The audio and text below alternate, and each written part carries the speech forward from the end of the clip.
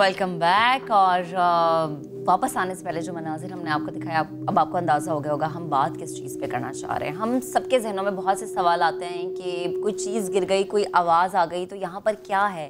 क्या भूतों का बसेरा है या फिर कुछ और है? फैसलाबाद लिए चलते हैं, जिसका इलाका है रज़ाबाद। यहाँ पर रहने वाले कारी इसहाक के घर कुछ अजीबो गरीब से वाक़यात रूनुमा होते हैं। यूसुफ चीमा ने रिपोर्ट तैयार की है, पहले आपको वो रिपोर्ट दिखाते हैं, फिर इस पर गुफ्तगू करेंगे। हमारा पैनल हमारे साथ मौजूद होगा।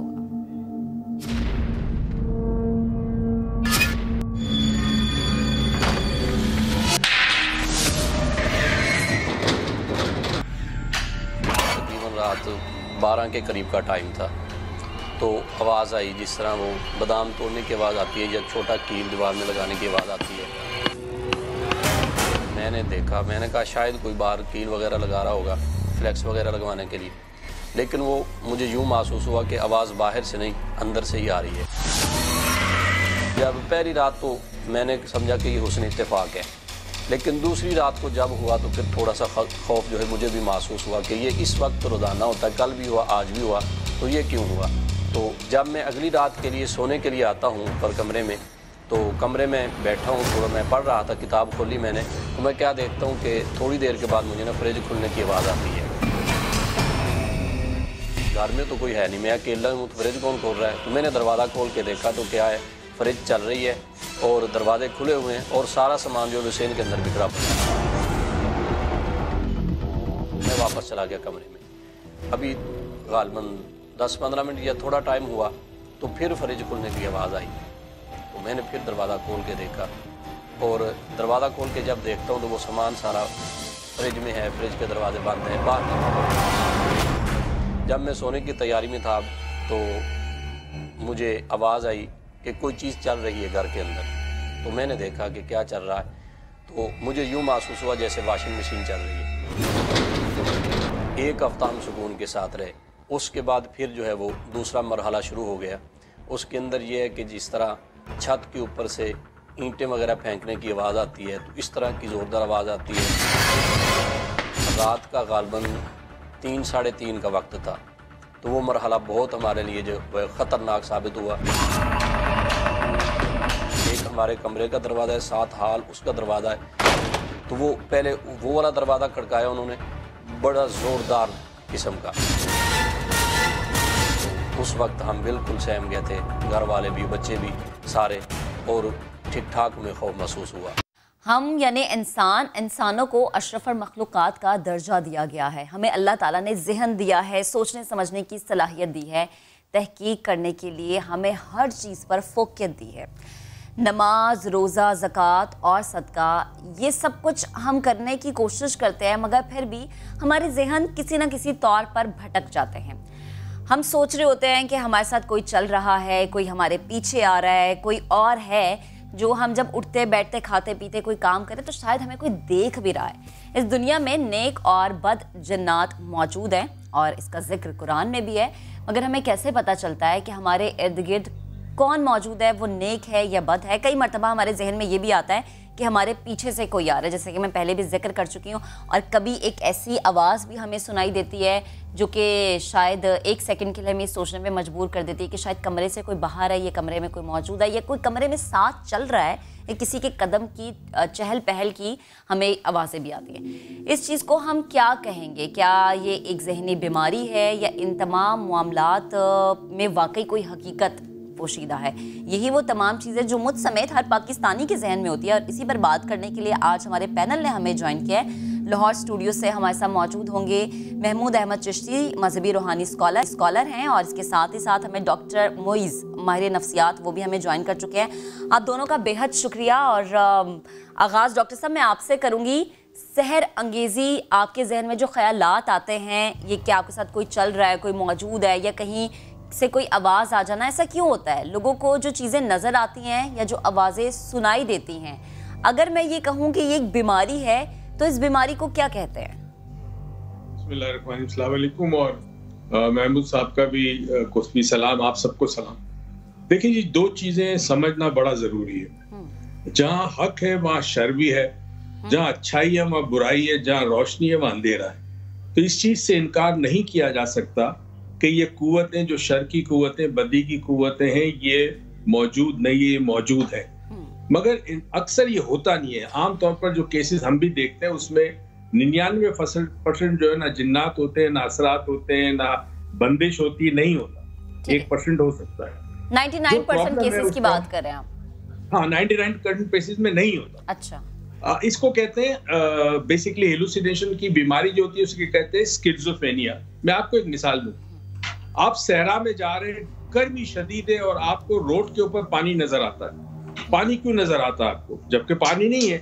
ये रिफ्लेक्शन है रोशनी का सड़क के ऊपर। इसी तरह इंसान जब किसी तकलीफ में होता है, किसी मुश्किल में होता है, तो उस वक्त उसका जो निज़ाम है बचाने का, उसको जिंदगी का, वो इतना एक्टिव हो जाता है कि उस वक्त इंसान को बहुत सारी चीजें याद आती है, बहुत सारी चीजें मुस्तकबिल में देखता है। इसी तरह जब इंसान को शदीद चोट लगती है या बहुत शदीद तकलीफ होती है तो वो बेहोश हो जाता है। ये निज़ाम जिस्म का है इंसान को बचाने के लिए, यानी पानी मिल जाएगा तो जान बच जाएगी, तो उसको फिर हेलुसिनेट करता है पानी को के सामने नखलिस्तान है। हाँ। तो ये अपनी जगह बीमारी भी है, लेकिन अक्सर होता ही है कि हम इन दोनों के अंदर फर्क को महसूस नहीं करते। अच्छा। तो वो लोग जो बीमार हैं वो इलाज कराते रहते हैं और वो ठीक नहीं हो पाते क्योंकि उनको असरात है ही नहीं। और जो असरात वाले वो माहिर नफ्सियात के पास चले जाते हैं, असरात अपनी जगह रहते हैं, बीमारी जो है वो ठीक नहीं होती। तो दोनों को समझना बड़ा जरूरी है, मगर उससे पहले ये जरूर समझ लें कि ये चीजें मौजूद हैं, कुरान ने भी कहा है और अल्लाह ने इंसान को शऊर दिया है कि जब कायनात में कुछ भी नहीं था, जब कायनात भी नहीं थी, जब कुछ भी नहीं था, तो उस वक्त मैटर भी नहीं था, एंटी मैटर भी नहीं था। जैसे अल्लाह ने तख्लीक की कायनात तो मादा बना, मैटर जैसे ही बना एंटी मैटर खुद ब खुद बना। तो याद रहे कि जब रोशनी को रोका जाता है तो अंधेरा पैदा होता है।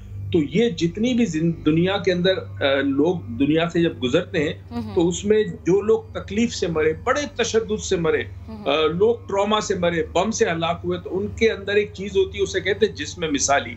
हमारी जबान में उसको एस्ट्रल बॉडी कहते हैं। वो रह जाती है दुनिया में। हाँ। वो रह जाती है। अक्सर कहते हैं ना कब्रिस्तान में भूत नजर आया, बेसिकली भूत नहीं होता। हाँ। वो शख्स की एस्ट्रल बॉडी होती है, जो वो तो चला जाती है, रूह की एस्ट्रल बॉडी रह जाती है, ये नजर आती है, यही घरों में आती है और इसी को हम आसे भूत पलीत कहते हैं। और उसके अलावा अपने तौर पर दुनिया में खैर मैजिक भी है, वो भी है, उसके अपने असर आते हैं। तो सारी चीजें हक है, सच है जी। अच्छा डॉक्टर साहब, जैसे कि आप कह रहे हैं कि फिर इंसान कंफ्यूज हो जाता है कि अच्छा वो जहनी बीमार है या वाकई उसके साथ ऐसा है, तो इस कंफ्यूजन को कैसे दूर कर सकते हैं? और ये जो चीजें जहन में पैदा होती हैं, ये कैसे पैदा होती हैं, कैसे आती हैं आपके जहन में? ये कंफ्यूजन की वजह है तालीम का इल्म ना होना, शऊर का इल्म ना होना, जहालत का होना। इस वजह से इंसान जो है वो इलाज की बजाय इस दूसरी तरफ जाता है जहाँ मुख्तलिफ जो पीर वगैरह होते हैं, उनके सारे पीर गलत नहीं होते।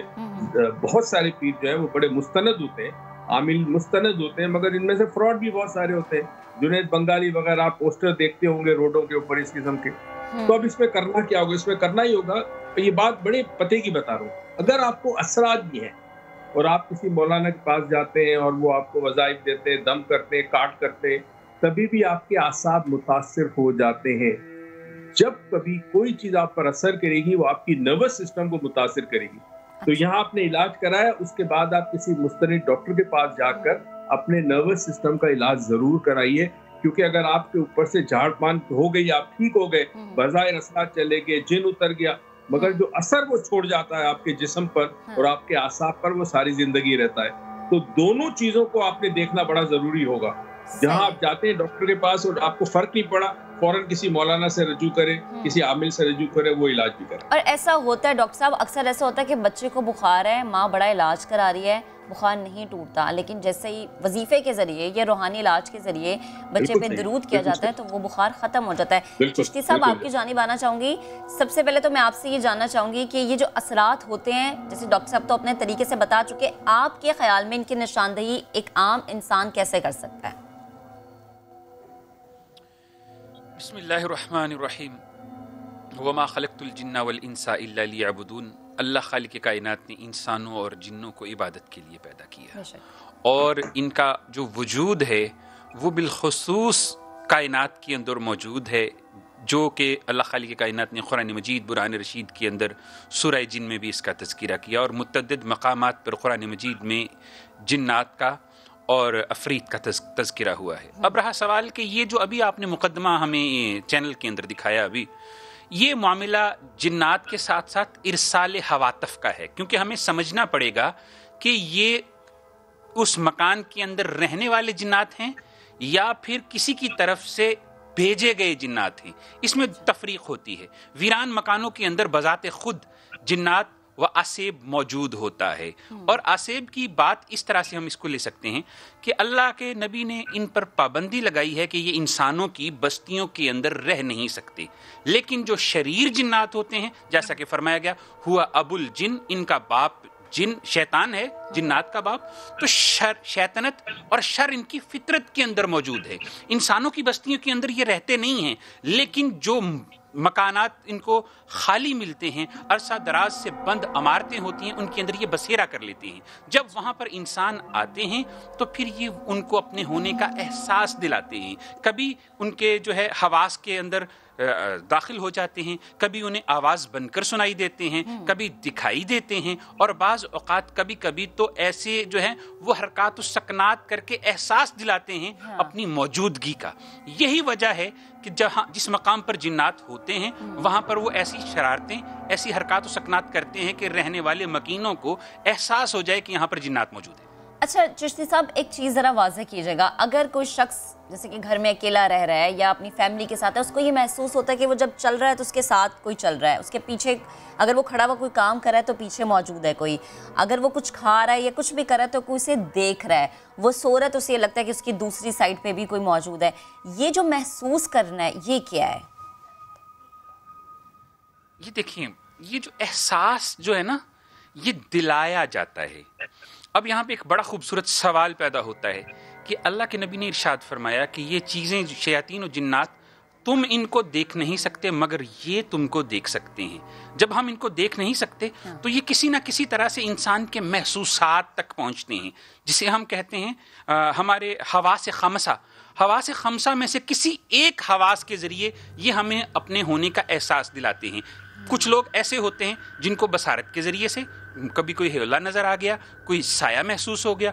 कुछ लोगों को आवाज़ों की सूरत में ये नज़र आते हैं, महसूस होते हैं, तो ये महसूसात की दुनिया तक पहुँचते हैं। अब इनसे बचने के तरीक़े भी अल्लाह के नबी ने इरशाद फरमाया कि मौज़ात को इख्तियार किया जाए, या फिर एक दुआ अल्लाह के नबी ने बड़ी खूबसूरत बताई है कि औज़ु बिकलिमातिल्लाहि ताम्माति मिन कुल्लि शैतानिन व हाम्मा व मिन कुल्लि ऐनिन लाम्मा। फरमाया कि ए अल्लाह, मैं तेरी पनाह चाहता हूँ तमाम शयातीन से। शयातीन में खैर वाले भी हैं, शर वाले भी हैं, अपने वजूद के होने का एहसास दिलाने वाले भी हैं, और कभी कभी ऐसे भी होते हैं जो अशकाल तब्दील कर लेते हैं। जैसा कि अल्लाह के नबी ने इरशाद फरमाया कि अल कल्बुल अस्वदु अश-शैतान, काला कुत्ता शैतान की एक किस्म होता है। और अहादीस और रिवायत में ऐसे वाक़यात भी मिले हैं कि कभी कभी शयातीन या जिन्नात जो हैं वो सांप का रूप इख्तियार कर लेते हैं, किसी जानवर के रूप में, या किसी बिल्ली के, या बड़े बूढ़े ये भी कहते हैं कि छिपकली के रूप में भी मौजूद होते हैं। इजाजत देनी होगी, डॉक्टर साहब मुझे एयरपोर्ट जाना है जी, तो पूछ लीजिए। जी, मैं इसी चीज पे आपका कमेंट चाह रही थी, जो मैंने सवाल चिश्ती साहब से किया था, प्लीज जरा इस पे कमेंट कीजिएगा। देखिए, जब स्किज़ोफ्रेनिया होता है तो 5 किस्म की हेलुसिनेशन होते हैं। आपको चीजें दिखाई देती है जिनका कोई वजूद नहीं है, आवाज आती है कान में जिसका कोई वजूद नहीं है, आपको लगता है कोई मुझे छू रहा है, कोई मेरे पास बैठा है। तो ये बीमारी में भी ये 5 चीजें होती है। आपको ऐसी खुशबू आएगी जिसका वजूद नहीं है, और ऐसा जायका आएगा जिसका वजूद नहीं है। तो दोनों चीजें हो सकती है, असरात भी हो सकते हैं, बीमारी भी हो सकती है। इतने करीब है दोनों, इनके दरमियान इतनी बारीक लकीर है कि बड़ा मुश्किल है कि आप फर्क कर सके। अनटिल कुछ वक्त गुजरे, दोनों इलाज कराए, तब पता चलेगा। एक आखिरी बात बताते चलूं मैं आपको, ये एक बहुत बड़ा बिजनेस दुनिया में हो चुका है। सिर्फ पाकिस्तान की बात नहीं कर रहा, पूरी दुनिया में ये असरा जिन्नात एक बिजनेस बन चुका है। इसके वजूद से इनकार नहीं है, बिल्कुल नहीं है। वैसे तो मुसलमान बिल्कुल यकीन है। अलबत्ता मैंने आपसे कहा ना, 99% होता नहीं है, मगर ये इतना बड़ा बिजनेस है कि जब कोई शख्स किसी आमिल के पास जाता है, उस आमिल की कमाई होगी उसी वक्त जब वो उसे कहेगा कि तुम्हारे पर असरात है, तुम्हारे पे बंदिश है, उसके ऊपर जिन है, ये जिन तुम्हारे घर में रहता है। तो बराए करम कम से कम इतना करें, बाशऊर हो जाए, कम से कम इतना समझ लें कि अगर ऐसा कोई है भी चीज तो मुस्तनद आमिल के पास जाए, मुस्तनद मौलाना के पास जाए, जो इलाज जानता है और जो फी सबीलिल्लाह करता है, वो इलाज आप कराए। इस तरह की अपनी दौलत जाया ना करे। और इसीलिए तो फिर डॉक्टर मोइज इंसान को अल्लाह ने अशरफ मखलूकात का दर्जा दिए, सोच दिए, समझ दिए कि आप खुद सोचें, खुद समझें, खुद तहकीक करें। भी आप हमारे साथ मौजूद थे और महमूद अहमद चिश्ती साहब भी हमारे साथ मौजूद थे। आप दोनों का बेहद शुक्रिया।